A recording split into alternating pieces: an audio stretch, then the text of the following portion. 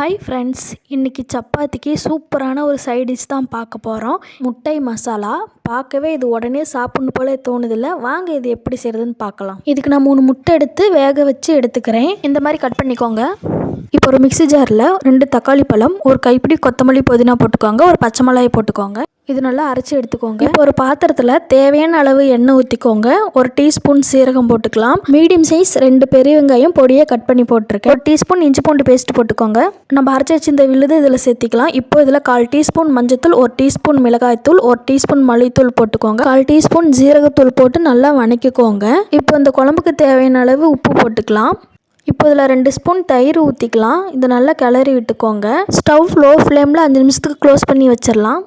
இப்போ நம்ம கட் பண்ணி வச்சு இந்த முட்டையை இதில் போட்டுடலாம். அப்படியே லேசாக கிளறி விடுங்க. அவ்வளோதாங்க, முட்டை மசாலா ரெடி ஆகிடுச்சு. ட்ரை பண்ணி பாருங்கள். பிடிச்சிருந்தா ஒரு லைக் பண்ணுங்கள். வாங்க சாப்பிட்லாம்.